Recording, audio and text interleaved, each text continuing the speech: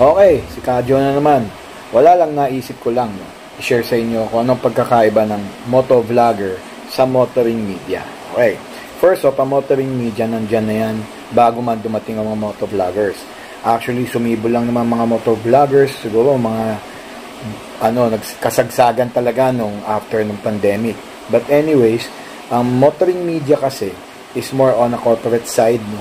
Yung tipong may mga website kami, ganyan. Tapos yung mga mainstream media, makikita mo dyan, syempre, mga from GMA, o cable channels, nagsimula sa TV, may Jaryo, yan yung mga motoring media.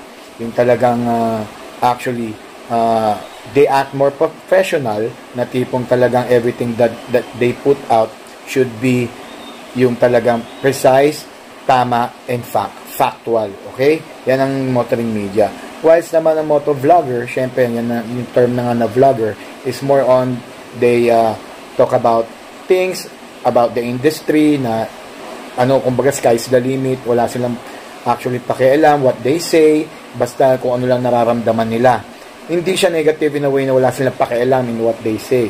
What I mean is, parang wala nagko-control sa mga sasabihin nila. Kung nakikita na lang pangit yung produkto na ini-review nila o maganda sasabihin nila. Yan ang motovlogging. At hindi lang yan, syempre, hindi lang motor binavlog nila, tsaka yung everyday life nila, yung buhay nila.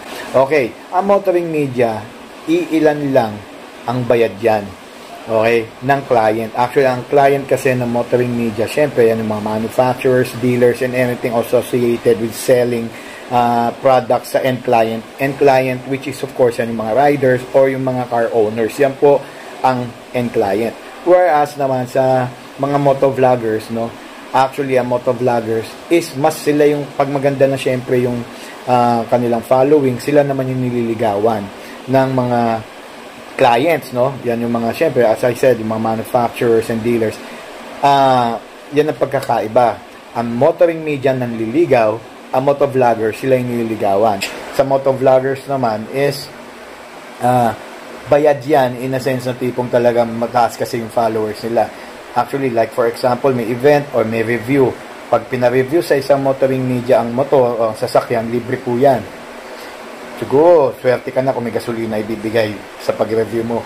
No? As compared sa motovlogger, pagka sila ang pina-review ng sasakyan o ng motor, bayad pa po sila. Pinamababa na siguro 30,000, ma-review lang ang isang motor. Di tulad ng motoring media, wala po yan. Bakit? Siyempre, mas may reach ang motovlogger kaysa sa motoring media. Aminin na natin yan. Kahit ikaw pa yung yan tawag na sikat o pinakamalaking motoring media, wala ang reach mo compared sa isang motovlogger. Again, no, when it comes to the invites ng mga clients, ang motoring media is invited in a sense there to support lang yung brand, no, while as the motovloggers is there to because they get paid, no, kasi nga mas malaking bagay, mas malaking tulong sa mga clients na yung reach ng isang motovlogger, kasi malaki po talaga reach ng motovlogger.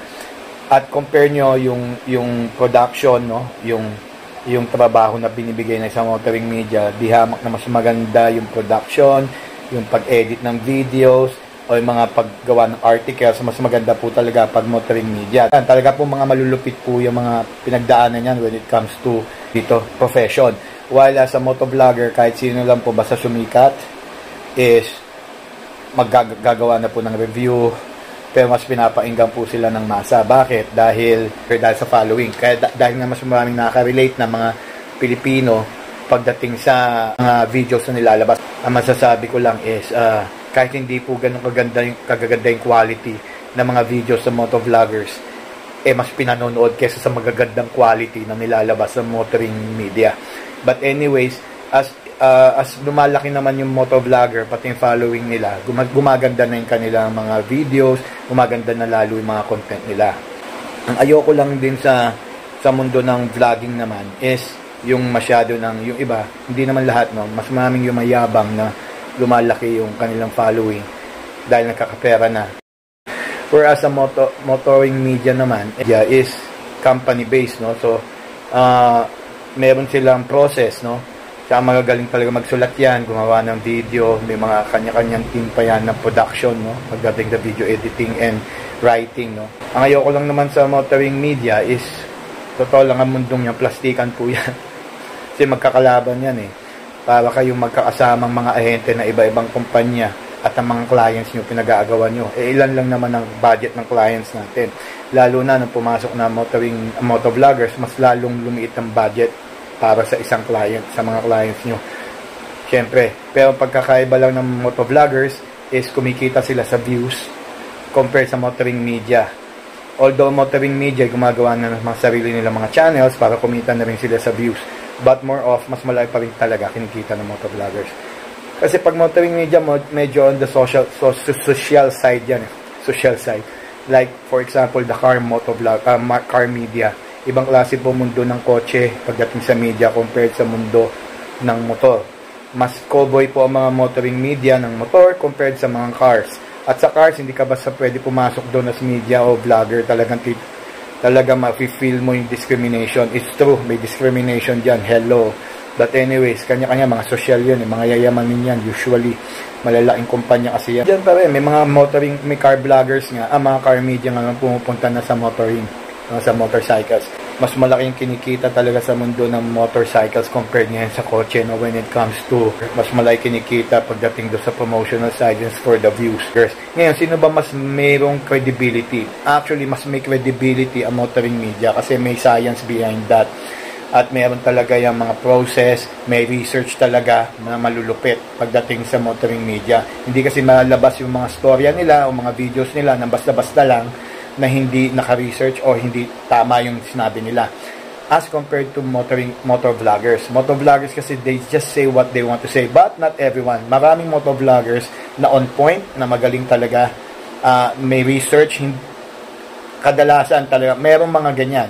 Tapos, motoring media, actually, motoring media vlogger. Motoring media vlogger. Si Zach Lazaro. Yan po ang nasabi ko. Hindi lang po maayos ang ugali niya. Napakaganda po ugali niyan. And, napakasipag po niyan at tama po, lagi po on point ang mga nire-report niyan o nilalabas ang video. Yeah, although motoring media nagaano na kaya lumalaki ang mga viewership niyan kasi hindi po lahat yan is tinatawag nating organic. Okay? Usually paid binuboost po ng motoring media yan, yung kanilang mga videos, mga articles, mga nilalabas nila sa mga website nila, sa YouTube nila o sa Facebook, yung mga compared to the motovloggers. Kasi motovloggers lumaki yan dahil sa organic muna. Kaya mapapansin nyo, sino ba to? Sexy lang sumikat na. Kaya wala tayong magawa, mas gusto sila ng tao. But still, people listen to them and watch them. So when it comes to which is better, when you watch videos from motor bloggers and motoring media, I would say if you want credibility, go for the motoring media channels kasi more precise pagdating sa kanilang research. Andyan yan, mas malaki yung malalaman mo, yung know-how technically, alam mo may credibility talaga. But nothing bad to say about motovloggers. Marami ring motovloggers na nagsasabi ng tama, na may research din at magaganda rin ang content. Napakarami po rin yan. Although mas marami ang mga alang kwenta. Pero may following. But who cares? Di ba? Sasabihin na who cares? May following naman, kumikita at yumayaman sila doon. They watch motovloggers because they are nakaka-relate sila sa pinanonood nilang persona, sa napapanood nilang channel. Usually nga, ginagawa nila pagka nanonood sila ng mga videos sa motovloggers, pagka talagang deciding sila bumili, mahanap sila ng mga videos from motoring media na to compare lang kung tama ba sinasabi ng motovloggers. O yun lang. Tapos again, when it comes to the difference between motoring media and motovloggers, media kiss asses. Nagkikiss ass yan sa clients. And ang motovloggers, clients kiss their ass. Okay? Ingat po lagi sa pagdadrive. Be defensive always. Sa mga riders, ingat lagi. Always wear your protective helmets and protective gears. At huwag na po kayong mag-waswasero mode, okay? Again, I'm Kadyo. Thanks for watching this video.